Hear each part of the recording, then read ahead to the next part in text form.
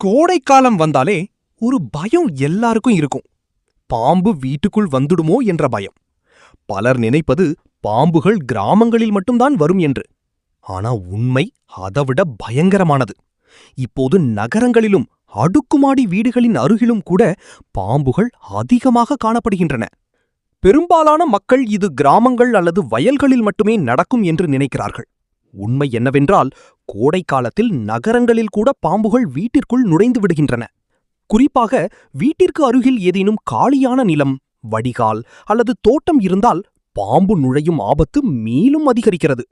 இதற்கும் ஒரு எளிமையான தீர்வு உள்ளது. இதனை நீங்கள் எளிதாக பெற இயலும். அது வேறு ஒன்றுமில்லை, தேங்காய் ஓடு. இதை உங்கள் கதவு சட்டகத்தில் வைக்கலாம், அல்லது பாம்புகள் வரக்கூடும் என்று நீங்கள் நினைக்கும் இடத்திலோ, தோட்டத்திற்கு அருகில், வாயிலின் மூலையில், பின்புறக் கதவு அல்லது வராண்டாவின் மூலையில் என எங்கு வேண்டுமானாலும் வைக்கலாம். முதலில் ஒரு உலர்ந்த தேங்காயை எடுத்துக்கொள்ளுங்கள். உங்கள் கதவின் இரு மூலைகளிலும், தோட்டப்பாதையிலும், ஜன்னல் அருகே அல்லது உங்களுக்கு தேவையான இடங்களில் வைக்கவும்.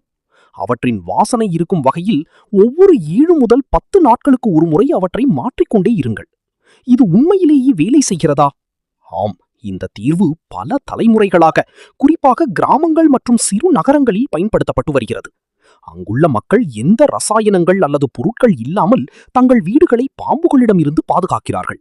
மேலும் இந்த ட்ரிக் அவர்களிடையே மிகவும் பிரபலமாக உள்ளது.